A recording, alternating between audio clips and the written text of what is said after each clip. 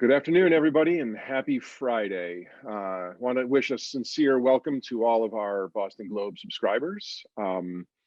This is our latest in our series of Zoom webinars that bring our own reporters directly to our subscribers, which is something we really believe in heavily. We think that this has been a really good, these webinars have been a really good way to directly connect you, and I'm pleased to have this Bruins session for you today. I will start by introducing our panelists. Kevin Paul DuPont, our senior man, as we like to call him, on the behind the scenes, has been on the Bruins beat for quite some time for the Globe, and is really New England's leading expert on professional hockey and the Bruins in particular. Matt Porter is our Bruins beat writer who joined our team a few years back and has really done some great work on the Bruins beat for us, and we expect more great things to come from that as well. And Tara Sullivan is our columnist who has an extensive background in covering professional hockey. And we are thrilled to have her on the Team Globe, and she'll be with us, especially at the start of the playoffs. She's assigned to tomorrow night's game. So welcome to all three of our panelists. I would just, before we get started, I would just like to point out, take just a brief minute to point out the extent of our coverage. We have three people dedicated to the Bruins at pretty much all times. DuPont and Porter are obviously our primary coverage members, but Tara and also Julian Benbow has joined the mix late in the season and will be with us throughout the playoffs for really great coverage. One of the things we try to do is bring you everything on a day-to-day basis about the team. You know, we try to have a Bruins story every single day. Only a few times in July and August that we don't achieve that, but we also try and go above and beyond, and I think a couple pieces recently merit additional mention. Last Sunday, DuPont's feature on Taylor Hall, one of the key acquisitions at the end of this Bruins season, was just a phenomenal piece of long-form journalism, I thought, with great sources, a really great insight about the desire Taylor Hall really had to be here in Boston, and I think it really captured everything surrounding his acquisition really, really well, and just went above and beyond what a lot of other media had provided. And just yesterday, we published a really great online interactive called Brad Marchand and the Art of Shorthanded Goals, which to this audience, I don't think I need to explain Marchand's proficiency for scoring shorthanded goals, but we endeavored to really tell the full backstory with that. And I think we hit a I shouldn't say a home run. I think we scored a shorthanded goal on this one. It was great, and I would encourage you to check it out if you have not already. And one last bit of self-promotion, and I mentioned this one specifically because many of you in the audience asked this question. And while I wanted to keep this session mostly on the playoffs, I think it's important that this was on so many people's minds. The possibility of Jack Eichel as a Bruins acquisition. It's been on everyone's mind. It's been on our writers' minds. And I'm happy to tell you that the Sunday Hockey Notes this week is directly focused on the Jack Eichel question. And Matt, you want to give us a little preview of Sunday Hockey Notes? You wrote them. Yeah, it's certainly a big question. Bruins can afford Jack Eichel, but do they want to pay the price, basically? Because you'd be giving up quite a lot, even though he is, when healthy, a top 10 talent. So it's basically just kind of delving into all of the ins and outs of what that could possibly mean for the Bruins or for another team that tries to get him. Great. Read all about it in Sunday's paper, which will go online tomorrow, as most of our Sunday notebooks do. Online Saturday, in print on Sunday. So whichever platform you prefer, there's your schedule. Okay, so there's a playoff game tomorrow, 7:15, game one against the Capitals. A lot of anticipation over this game. So I think we should dive right into it and start off with this question. Overall, what kind of series can we expect from Bruins Capitals? And I'll turn to you, Matt Porter, to start the dialogue here. Well, physical is the first word that comes to mind, right? Just because of some of the players involved. You know, you're looking at, obviously, Tom Wilson. We'll talk plenty about him today. Alex Ovechkin loves to throw his weight around. You know, Zdeno Chara, heard of him, on the back end there. The Bruins can play that style too, even though they've kind of become a little bit more of a speed team over the recent years here, rather than the big bad Bruins that we saw way back when, and even 2011, kind of the next generation of that. So I think there's going to be a lot of hits as they try to establish the tone in this series early, but I feel like it's going to develop more into a skill series because eventually, because both teams can play that style as well. I think they'll probably realize, that maybe it's not the way the series is going, and kind of lean more towards the skill plays, power plays, things like that. Because both these teams, even though the Bruins have had their struggles on the power play, both these teams can shoot the lights out on the power play if given the chance. So I think the smart thing to do, if you're both teams, would to try to stay out of the box. So you don't want to be running around chasing those hits, trying to stir things up. As entertaining as that is, for fans to watch. But I think kind of you're going to see the skill take over in this series here. Great. Tara, what are the aspects of this matchup that intrigue you the most? Well, I think off the bat, you think of some of the things Matt just mentioned, right? That physicality and how it plays itself out, if it starts getting chippy very early on. I think from the big picture storylines, those are certainly intriguing. But as anybody who's read my type of coverage long enough knows, I love to zero in on personalities and some of the more singular human storylines, and so for me, I think Tuukka Rask is just one of, the single most fascinating people in this series for the Bruins in this postseason. When you think back to his decision last year and leaving the bubble, which I know feels like a different universe and a different time, but, happened and is still there. And so for him to have another opportunity in the playoffs, what it means to him, how he performs, what it would mean if he could help carry this team all the way to a cup. I know he nearly did it in 18 and it wasn't his fault. So anyway, I could go on forever.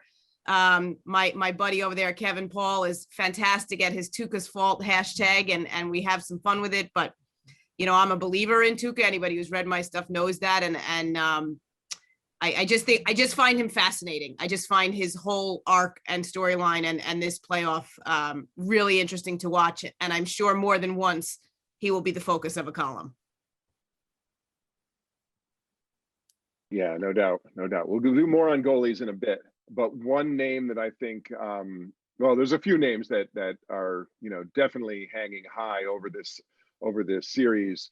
One was the subject of DuPont's feature this morning, Zdeno Chara, who played for the Bruins, was their captain, long history, and highly respected Boston athlete. Dupes, do you think the Bruins regret not re-signing Zdeno Chara? I think that I don't know if they do. I think they should, and I felt that way from the first week. That his presence in terms of his play itself, what he meant in the room, is his institutional importance to the franchise for these last 14 years. Those are things you just can't get. You can't pick them up on the waiver wire, which is what they tried with, which is what they did in Jared Tenorti. You can't pick them up at the trade deadline, which they did at Mike Riley. There are just the intangibles of Chara in terms of presence in the room, presence on the ice, size, to go to Matt's point about physical play. Absolutely. This is a series we're going to go into here where there's no shaking out or getting used to each other. They've played each other 8 times. They played each other Tuesday night. So I suspect off the hop here, it's going to be very aggressive. It may taper off to a skill series, and some of that will depend on just how alert the linesmen are, the officiating in terms of keeping Wilson under control, if that has to be. Ironically, I think some of that charge falls to Chara, because Chara knows it can't go to hell in a handbasket on Tom Wilson, which is what the league saw about a week ago, when the narrative leading up to the playoffs for the best time of the year for the league became Tom Wilson. Ridiculous. So Laviolette's got to watch out for that. Chara does. And I think Chara, even though he's a number 3 pairing, you see him most on the PK and the number 3, his role is tailored now. It is limited, but I find his presence profound. Matt Porter, I believe you have a counterpoint to the question of do the Bruins think, do you think the Bruins regret not re-signing Chara? Yeah, I've seen where they were going with this from the start. At a certain point, you have to see what you have in your farm system. If you're Don Sweeney and you're drafting and developing, that's your model, rather than going out like a pre-salary cap Rangers and trying to get every star in town, through free agency. You have to see eventually if these kids can play. And Jakub Zboril, Jeremy Lauzon, or even Urho Vakanainen, who really hasn't done much this year. You have to see if these guys are NHL players. In Lauzon, I think, he is. Zboril, he is, but, maybe not an impact guy. Vakanainen, I'm not totally sure. But that's not going to happen if you're playing Chara, even 15 to 18 minutes per night. I mean, he wasn't going to accept a 40-game, type schedule, wound up playing in 55, which is, another matter entirely, completely remarkable at his age, and leading them in PK and minutes and all that kind of stuff. But eventually you just kind of have to move on. And I think it looks good now, given that they were able to kind of walk the tightrope in the middle of the season with all their injuries and kind of, COVID stuff and back-to-back games and all that stuff. They survived. They look really good getting Mike Riley, who's been a revelation. But I was with it from the start. I think that's the right move. It was uncomfortable, obviously, and probably will be uncomfortable in the next 2 weeks to see Zdeno Chara in a Capitals uniform if you're the Bruins. But I could see what they were doing, and I think Dupes' stance has softened a little bit, over the. Actually, no, it hasn't. The mitigating points here that I feel are significant are, first of all, 56 game season versus 82. 82 game season, you got a lot of accordion there to work in kids who have a bad night, and you sit them for 2 and you bring them back. You can't happen that in the 56 game season. But the prevailing point is the raison d'etre of this franchise for the last, frankly, since the spring of 2011 is, let's win this thing with Bergeron and let's win this thing with Krejci before these guys get too old. Well, guess what, folks? They're 33 to 35 years old now. This is the time to win it. This is not the time to bring in kids and turn this into decamp. So that was my feeling. If you really are if you're really in this thing to win it this spring, then Chara is your guy, because he not only can stabilize the 60 who are there, but he can also groom those kids coming in. So I think their view was short-sighted. Totally agree. Those kids have to come in part to save the general manager's reputation because he drafted them. But everyone's focus is on winning now with 30 somethings. Keeping the 40 something around, to me, would have been the wise idea. And how is there a happy hour at Porter's Tavern? I want to know that. I am liking the Porter's Tavern. Drinking kombucha. It's really great here. Yeah. Matt, it's both Matts, but to Matt Pepin, it's interesting the way Matt Porter put it, how strange it is for the fan to see Chara on the other side of the ice in a different uniform. But it's been a strange time for the Boston fan to have that anyway, right? We just saw it with Brady. Like, it is a weird, it's been such an odd time, and Mookie Betts leaving, just to kind of have to process that. But I have to say, if I were tilting the scales there, I'm tilting a little bit more Dupes there. Sorry, Porter, but I would have gone at least one more year with Chara, because exactly that presence, I think he's proven physically, maybe it's the short season, whatever, but what the Bruins had in mind and their concerns about how many minutes he still could log, I think he's shown he could have handled more than maybe they thought he could have. And the win now ethos, which is still ruling this group of players, it seems to me he would have made sense as part of it rather than being on the other side. To bring it back to this series too, though, I watched a guy last year who, when he's playing with Charlie McAvoy, he looks pretty good. He could handle those top pair minutes. Obviously, still a great penalty killer, no doubt about that. The leadership, all of that stuff. I have immense respect for Zdeno Chara, but I saw a guy that was a Washington monument before he got to DC. So I can see the Bruins definitely attacking him with speed, try to put the puck behind him in this series. And if I was running the Bruins, that wouldn't be what I would want. I would want more mobility. Even if there's going to be jitters from kids, I would want to see the puck, advancing to my forwards, because that was a huge problem, in the last few years before they got Taylor Hall. I haven't forgotten about the days where they couldn't get some secondary scoring. For me, some of that was defense and the inability to kind of push that from the back end, because that's obviously so important in today's game. I think Chara is going to be, not just for the personal side of it, a huge factor in this series, because I think he's going to be on the ice quite a bit, and I think the Bruins can attack him. All right. We'll see what happens on that front. It'll be one of the key storylines without question. Another big name hovering over all of this is, as you've all alluded to, Tom Wilson, the Capitals' bad guy, who has already developed some bad blood with the Bruins this season. So I want to know, and I'm sure our readers and our viewers want to know, what is your take on how much he influences this series, and how do the Bruins handle him? Why don't we start with you, Matt Porter? I think he'll have his moments. I'm not sure he's a game changer. This is a player who everybody thinks of him as, a physical, dominant force, and he certainly can be.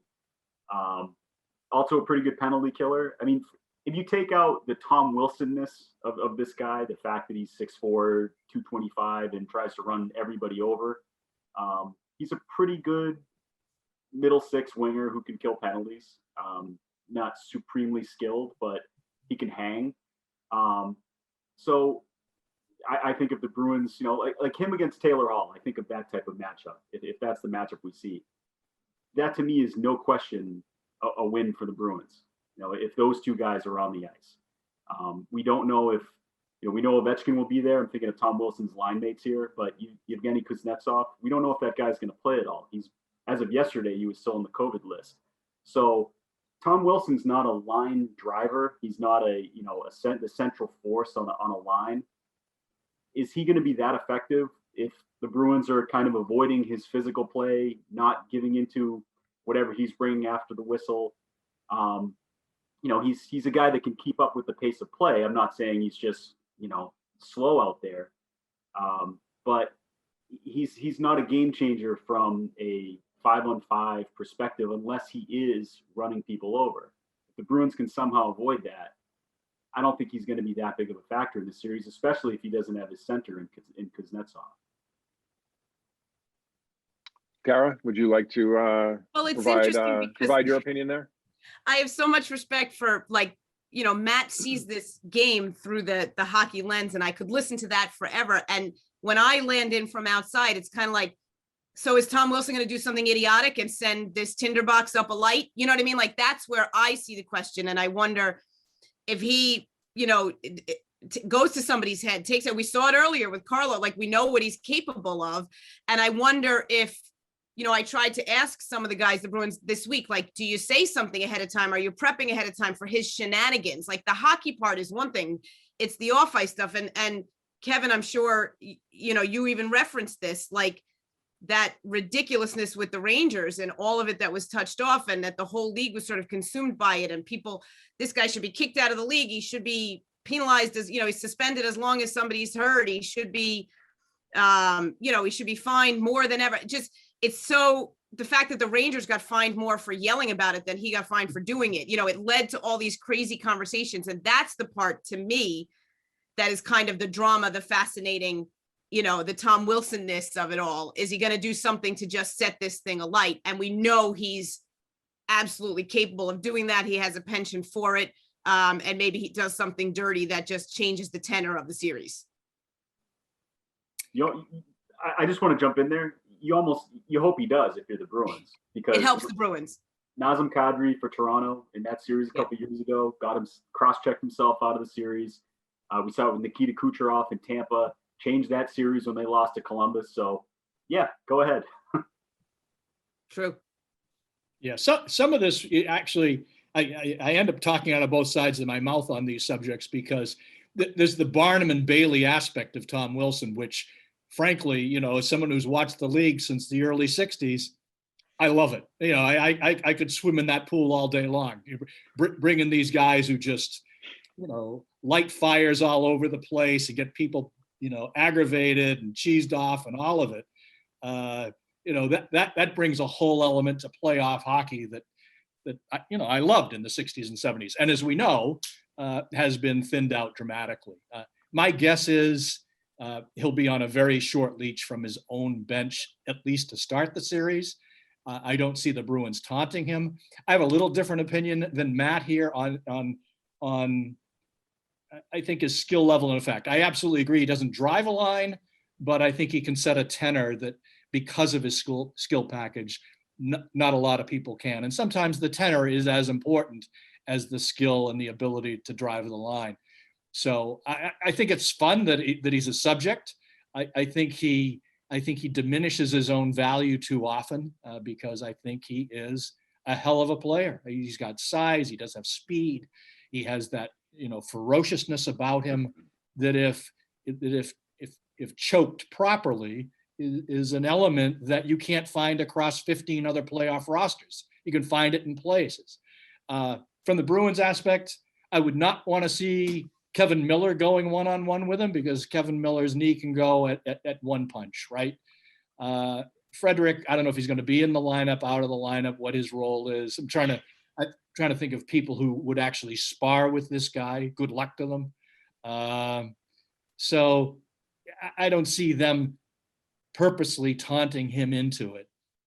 There was an interesting aspect, which Tara kind of alluded to, in terms of the Bruins talking to him. If we remember, at one point, I think before a period began, Bergeron went over to him, and basically you could tell him, he was telling, listen, you know, we can't abide by this. This is not where this league is anymore. But, you know, Wilson just seemed to smirk it off, and we'll see. But it is a fascination. I don't think it'll be a dominant part of the series. I think we'll end up looking at the goaltending, you know, veteran versus rookies, you know, general comportment of each defense, which I think Washington is better off, and some very skilled forwards. So it's got a lot of juice in this series.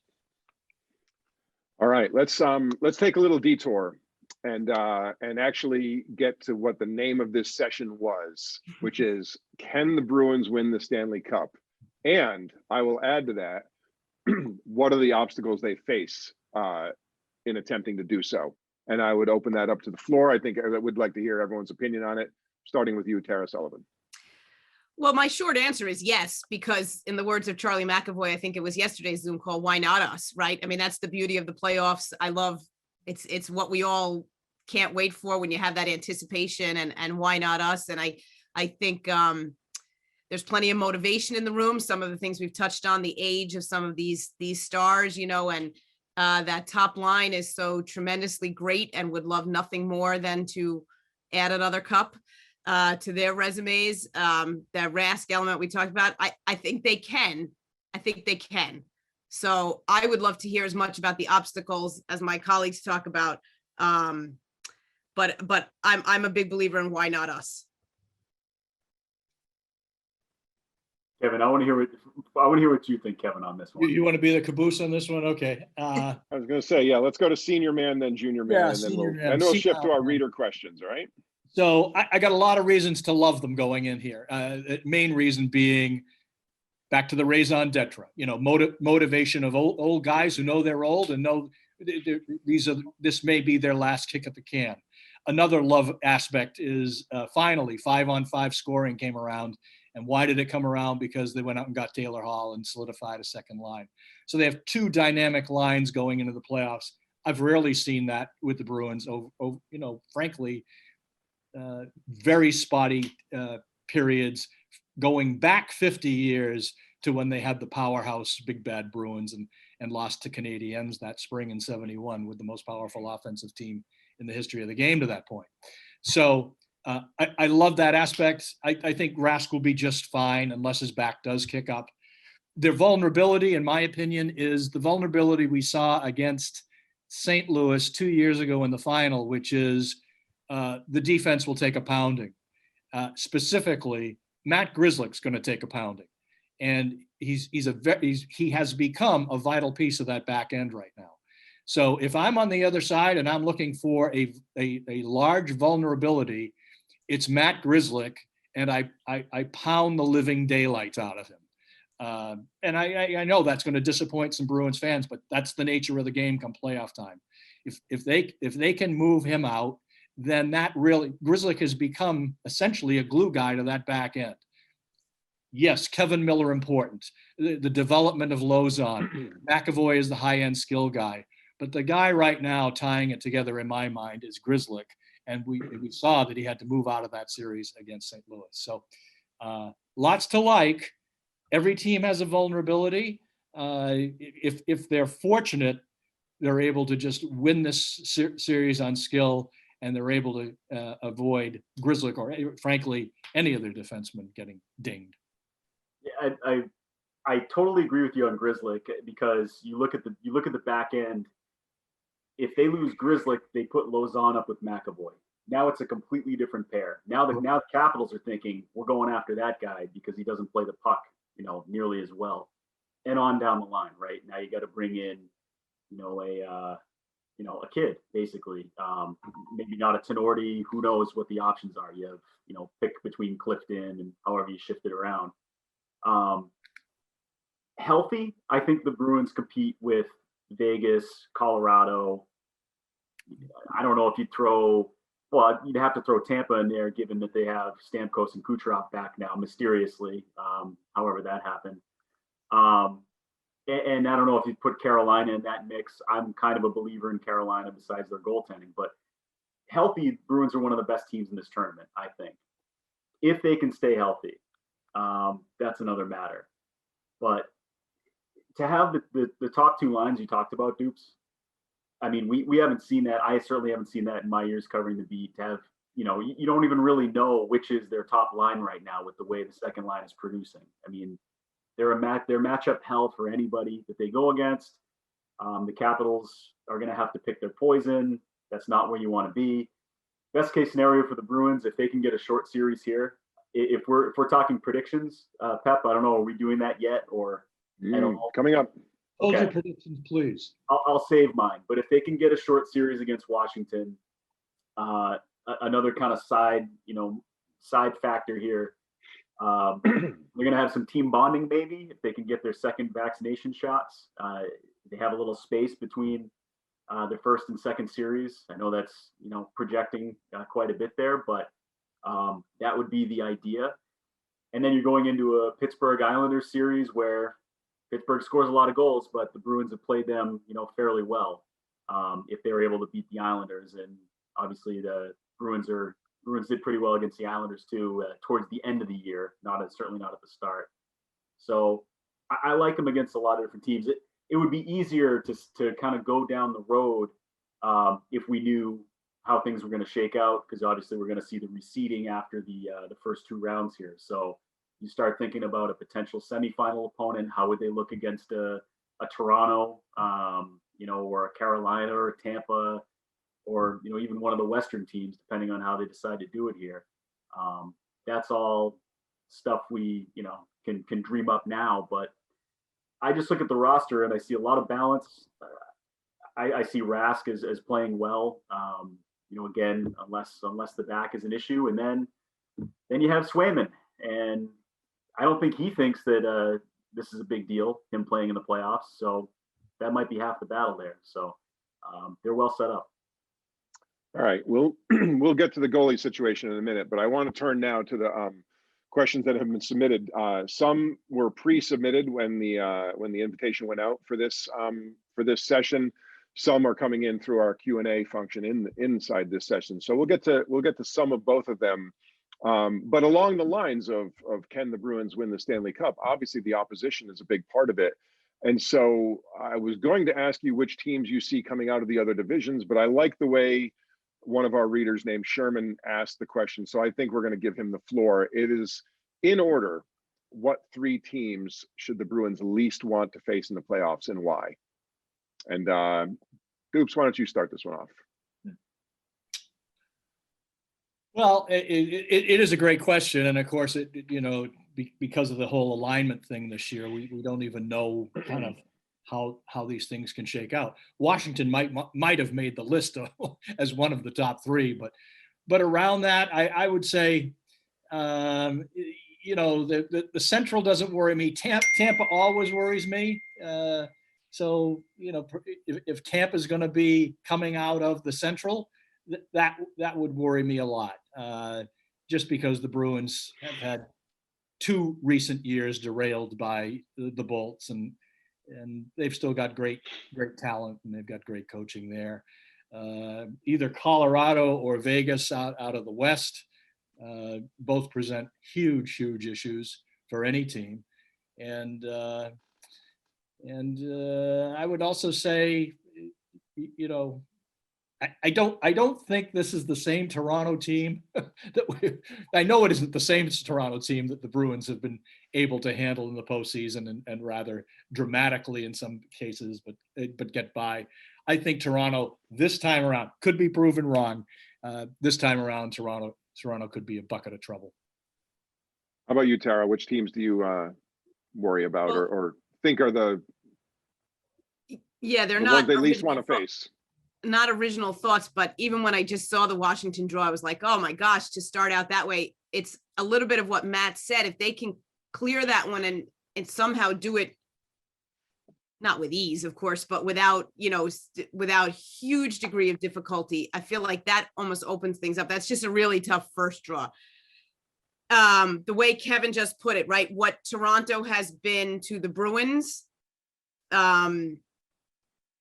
so have the Bruins been to Tampa. Like Tampa probably salivates at the idea of getting the Bruins, and maybe it's a mental advantage or something. So I certainly would not want to see Tampa again. And the short few years that I've been with the Bruins, I mean, with the Globe, I've seen that matchup go south more than once, with the Bruins just getting beat up and calls not going their way and just feeling frustrated and giving away leads in a series and leads in a game. And so I think there's a little bit of an extra mental hurdle in addition to the talent that's on the Tampa roster. So that's somebody they wouldn't want to see. I don't see the West as often as my great hockey colleagues here, so I wouldn't opine as much. But for me, the Washington and Tampa duo, if I were the Bruins, I'd love to stay away, which, listen, probably can't happen, but that's how I would see it. All right, we may have to wait for Porter. He looks like he's chasing his dog or something. So I was getting rid of a hornet that was getting on its way through the window. So good to have you back. I don't know. This would be a good opportunity, though, if we could answer the question that will most come up after the Zoom session, which is, what is the name of Tara's cat? My cat, who just made a brief appearance, is named in honor of Bill Watterson's fantastic best ever comic strip. So I have a Hobbs. I have Hobbs, and if we ever get a second cat, it would of course be Calvin. So that was my little Hobbs, and she crossed the screen. So nice to have her aboard briefly. Ports and I are dog people, so we are dog people too. There's a golden retriever around there, a golden Labrador named Leo hanging around somewhere. Oh, good. You've recovered. I'm also a Calvin and Hobbes kid. I had every single one of them growing up. So essential Sunday reading. Absolutely huge.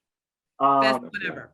I'm not going to add too much to this to finish the question that I haven't already kind of alluded to. I mean, it's Colorado and Vegas. Vegas way more physical. Colorado just incredible amounts of skill, and they finally seem to have goaltending. Toronto doesn't scare me a ton, but if they start to feel themselves after the North Division playoffs and get on a run, if they can get the goaltending, then they should be good. And then it's Tampa. I mean, there's no question that Tampa's power play might be now that they're healthy again, might be the biggest weapon in the playoffs of any team. And Vasilevsky tailed off the last month, but he looked like every bit the Vezina winner that he probably will be at the end of this year. Yeah. Great. Okay, more from our readers. This one a bit of a longer question, but a really good one that I do think touches on one of the storylines we have not so far. I'm of the mind, this comes from our reader named Joe. Thank you, Joe. I'm of the mind that any playoff success the 21 Bruins have must match the formula used by the 71 Canadians. Much like Ken Dryden, Kid Swayman, Jeremy Swayman, the rookie goalie, is the best chance the Bees have at capturing the cup this year. Am I on an island with this thought, or do the experts on the panel think Tuukka Rask is capable of leading the Bruins to the cup? Kevin, you wrote about this during the week and the decision to name Jeremy Swayman as the backup goalie for the start of the playoffs. What say you? Joe, it's a great question, and it's getting a lot of pop right now because Swayman's been extremely impressive. Not a local kid, Alaska, but went to Maine, turned pro after 3 years. Frankly, my position on this is go with what you know, which is Tuukka Rask has played 93 playoff games. Yes, he had a very difficult situation last spring that we could tie up the entire Zoom about, but I think he's past that. I hope he's past it. I'd say the bigger issue with Rask is his recent injury and whether he holds up. But he too, while Swayman is certainly the bright shining object right now because he's come in and he's 22 years old and he looks great. He looks composed. He's an exciting player for them. He may be their most exciting rookie player, in a couple of generations here. But the caveats are he's only faced 6 NHL teams. He's only played 10 games. You do have to see goaltenders over the course of 2 to 3 years against the full league to really be convinced that they're an elite goaltender. Rask is that. It's the most critical position. I'd say they're certainly not in any desperate situation. Those Canadians in 71 felt Rogie Vachon couldn't do the job. Dryden was there. He was new in terms of he had size. Goalies weren't that big before. He was 6'3", and obviously he got wired right into the Bruins' head quickly. So I see no need for it. I see no need to put the pressure on him, and I think Rask is certainly capable of doing the job. Anyone else want to weigh in? Yeah, I mean, I think Kevin hit on all the points you need to here. If the Bruins had to turn to Jeremy Swayman, he's played in 10 games. He's allowed 15 goals. So they're in a pretty good spot there. You cast your lot with him. You see what happens. And, if that leads to a playoff exit, well, then he's got some playoff experience and they can build on that going forward. And it wasn't what happened to Dan Vladar last year where he got steamrolled by Tampa. So I think they're just in it. It's amazing when I think of the spot that they're in now with their goaltending versus where they were a year ago, 2 years ago, where you're thinking, boy, Rask is, getting up there and, they have Halak now. They just signed him. But what do they have after that? I mean, they have a bunch of unknowns. Well, now Jeremy Swayman can probably play in the league for a long time. Careful, I know we're all thinking about Carter Hart right now and a bunch of other goalies that Kevin would be able to rattle off, really quickly. But he looks pretty good, and that's a lot better of a position than they were in the last couple of years with regard to their goaltending. Great. I think, Matt, when when it's a simple question, right? Can they win a cup with Rask? Yeah. I think in 2018, I mean, the way he performed, I think he answered that question. At least he did for me. I know they didn't win it, and I know it went to Game 7, but I don't think that was on Rask. Like, I think there were plenty of games throughout that run where he stood on his head and helped win games for them. So I know it's 2 years since then. I know he's had some injury issues. So, and even whatever happened last year, but for me, the simple answer is I think he has shown he is good enough, more than good enough to backstop an entire Stanley Cup run. A lot of things have to, fall into place for that to happen. But I think talent-wise, temperament-wise, skill-wise, he is good enough. Yes. It would set up as a great story if he comes in and does a great job and they win a couple rounds. Who knows? Maybe win the cup. It would be a terrific story. Those stories are extremely rare. Frankly, if the Bruins were up 3-0, I'd still be queasy about starting him in the fourth game. I would, because it's the most important position. It is. Could you imagine what a Tuukka Rask Conn Smythe acceptance speech would look like? It would be short and profane. Yeah. Thank you, you Yeah, blank, I blank, bet. blank. I bet. See you later. Yeah. I'm going back to Finland. Good riddance. All right. Yeah. One of the all-time great parlor games that goes on in conjunction with any playoff series is to debate the officiating. So let's turn to some of the questions in our live Q&A. And Ed in particular and another another member of our audience has asked a question along the similar lines. I'll read it to you and open it up for your expert analysis here.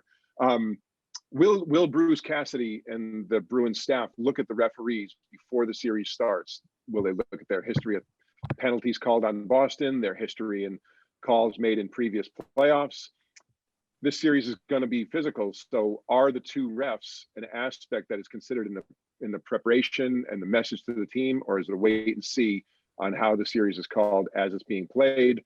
Another guest on our session today asks, do you think there's an anti-Bruin bias? So Matt and Kevin, you're involved in the hockey coverage on a day-to-day basis and see a lot of the games, so maybe you guys can tackle that one. Go ahead, Boris. Yeah, I would say that I don't. Jump on the grenade, baby. Yeah. Anti-Bruins bias, boy.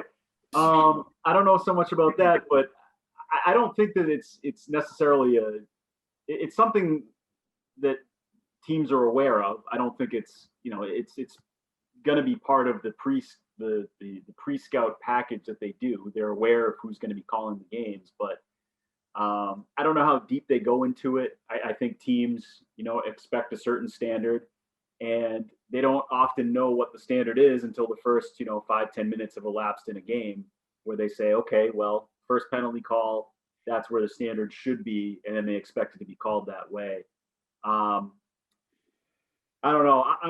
I have actually, that's not even true. I have one referee in my family, a college referee, so maybe I'm going to be speaking from a position of bias here, but I don't know that a lot of these guys, if any, have it out for any particular team.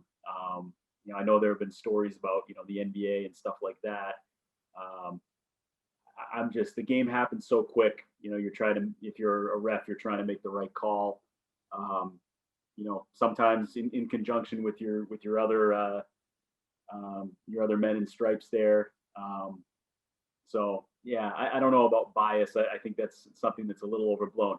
That said, Noel Achari was tripped, and that should have been called. So. Brutal. Deuce, what do you know about officiating? What I know is that I can. Do you have any officials in your family? No.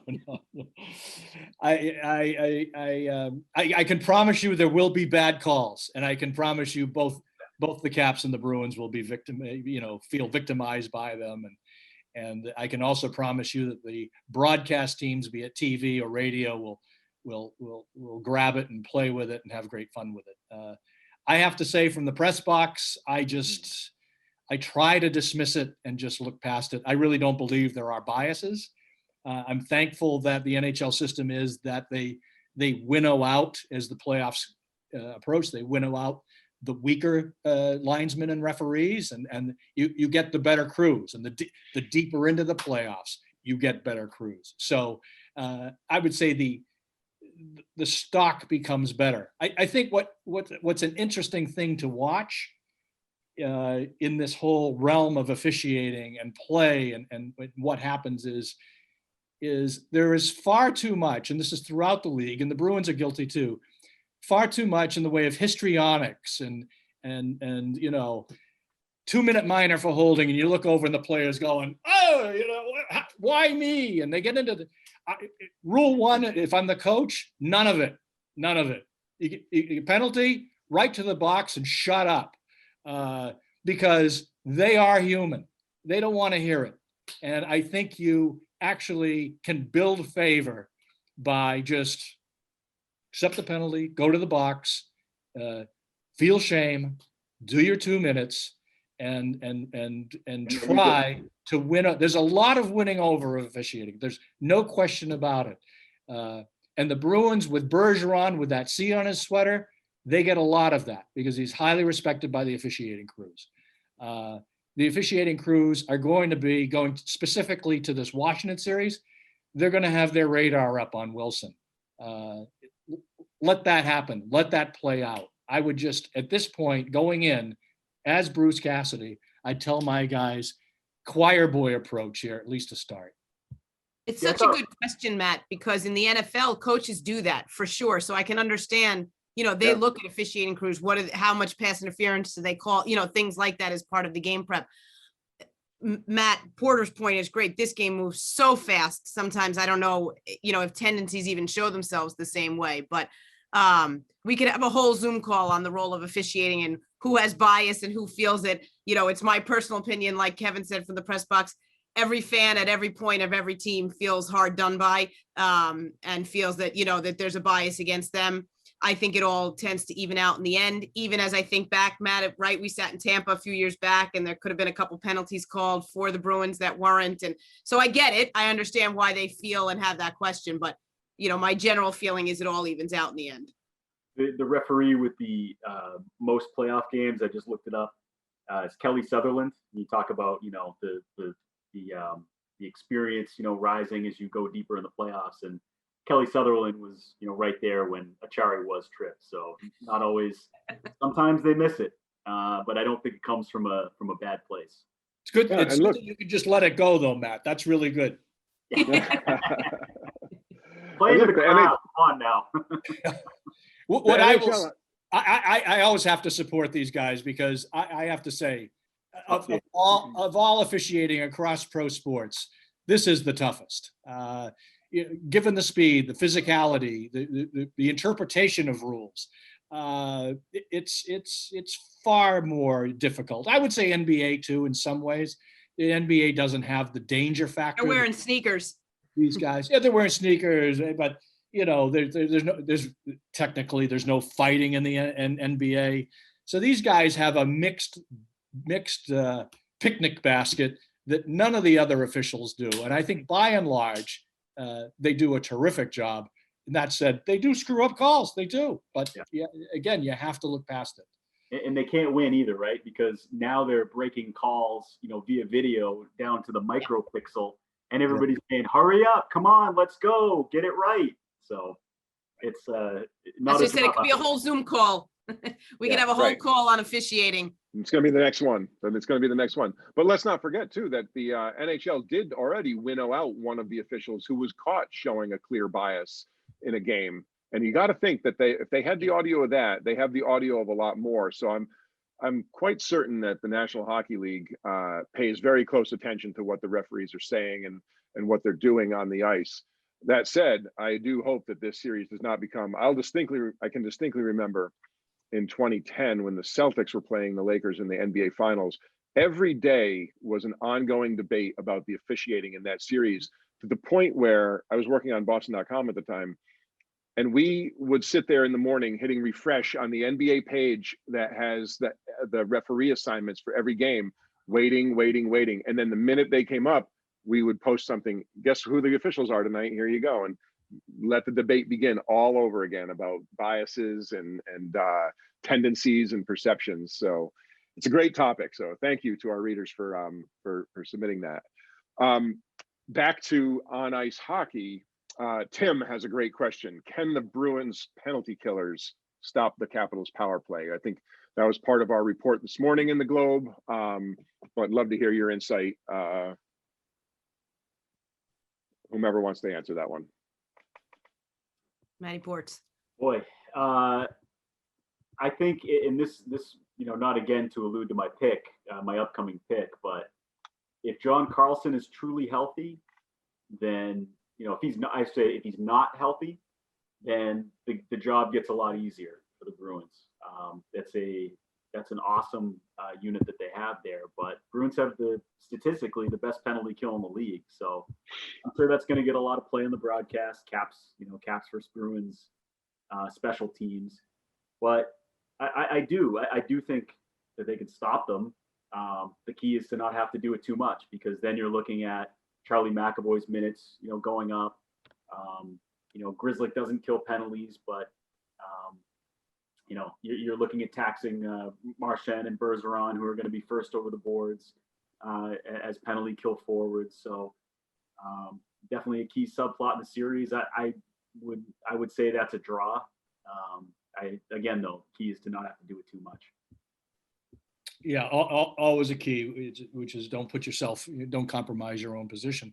The good news for the Bruins, of course, is they're number one in PK throughout the season, really from first game right on through. So their PK has been frankly, their PK, when they were trying to sort out why they couldn't get a 5-on-5 goal, their PK was really the most significant reason they were able to stay in that number 3 or number 4 hole in the East. They easily could have slipped out with their PK. So they're beyond competent. They're terrific at it.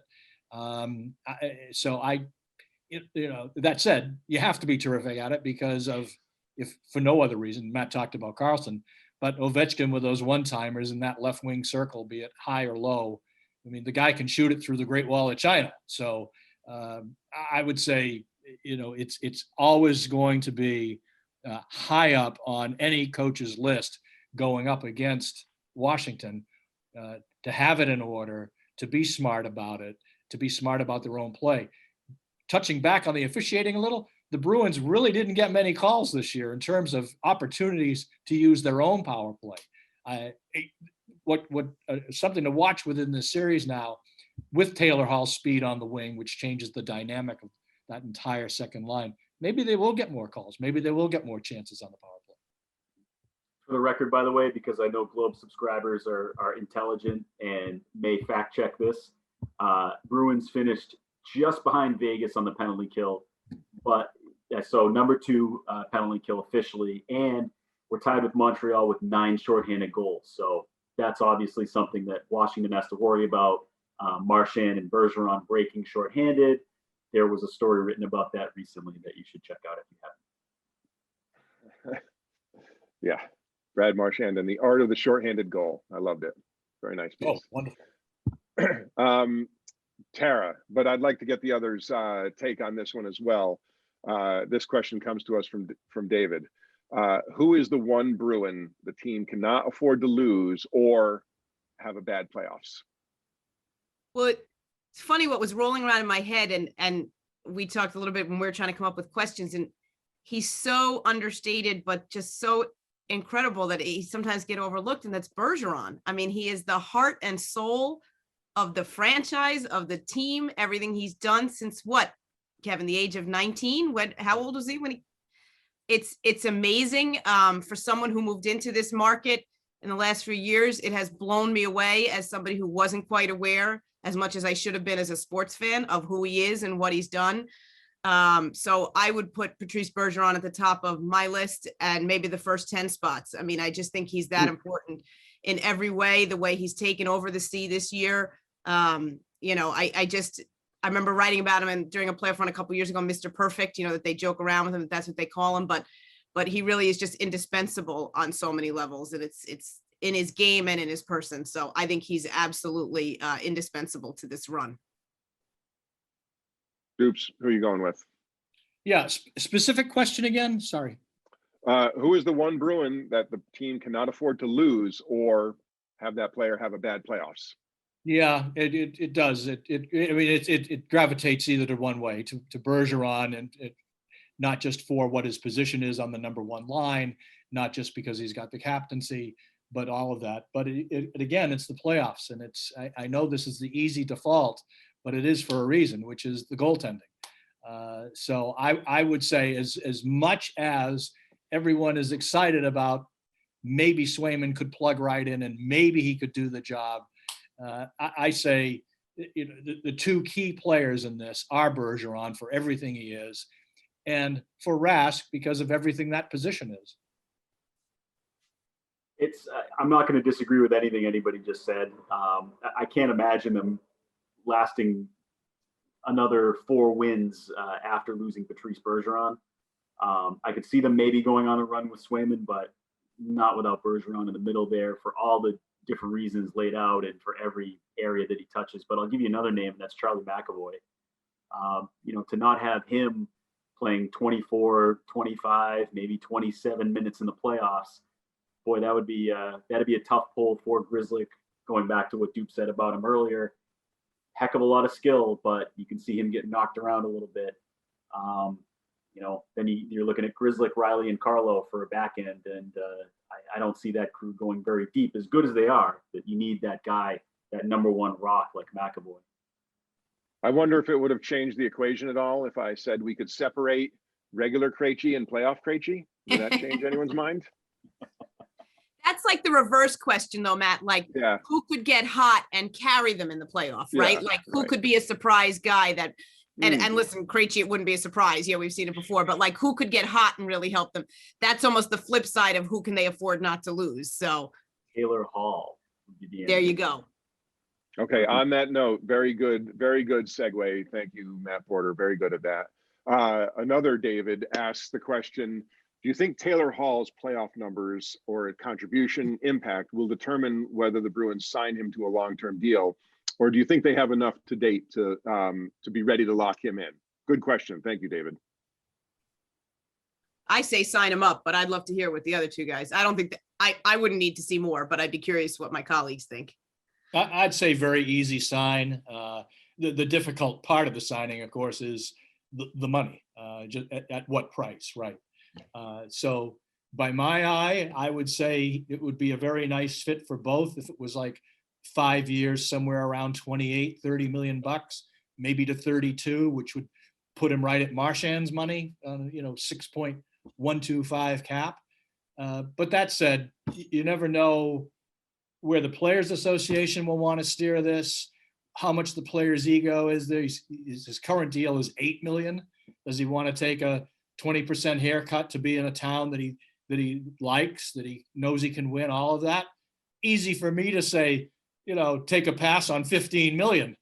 But there's always so much in this beyond just what the math is, what the fan fit is.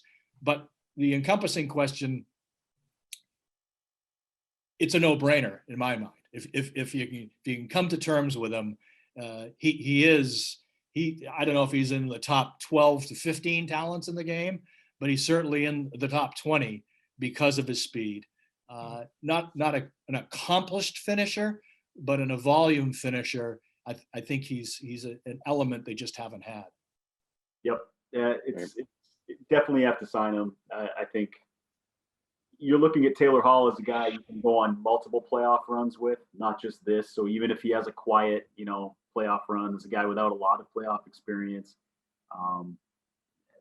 maybe there's some, finding your way there if you're Taylor Hall, but I think you got it right, Dupes. I think he comes in, everything right now that he's said, and we know about Taylor Hall, his situation, his motivation, you could see him coming in just a little bit under Marchand, on a multi-year deal. But he's not the only one. Ultimately, he makes the decision, but there's a lot of other people around him that, maybe say, Taylor, you just were almost a point a game guy in the playoffs. Look at it. Look at what else is out there. Do you really want to lock yourself into this? It's going to be fascinating to watch. Great. All right, we're out of time, but real quick, let's go around the room for your prediction on the Bruins Capitals series, starting with you, Matt Porter. Boy, Bruins in 5.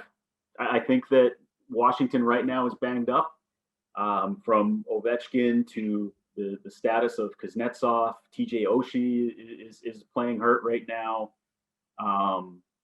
You have Vitek Vanacek in net. I see a lot of holes on that roster that I don't know that we've talked a lot about, but injuries. I just see the Bruins, they're the hottest team in the league right now, and sometimes you can't overthink that. They're on fire, and I think they make this a short series. Great. How about you, Tara? I'll go Bruins in 6, just because of that physical nature. I think there's going to be a couple of the games that may just be a little bit harder to win than they think, but Bruins in 6. Perfect. All right, Dupes, wrap it up for us. And I'm on the 6th spot too. I think they split down here to open it up, and then somewhere along the way over the course of the next 4 games, the Caps win one of those. So Bruins in 6, and then win it at home and go get their shots. Awesome. Great. Thanks so much to you for joining us, our 3 panelists for joining us and providing their insight. Thank you so much to our Globe subscribers I just want to remind you that we have a lot of coverage planned. These three, plus we've added Julian Benbow to our team for the duration of the playoffs, and more to come. So stay tuned to bostonglobe.com/sports. We'll have tons of coverage, and hopefully we'll do this again maybe in a few weeks when we're setting up a conference finals or a Stanley Cup finals appearance. Thank you, everyone. Thanks, everybody.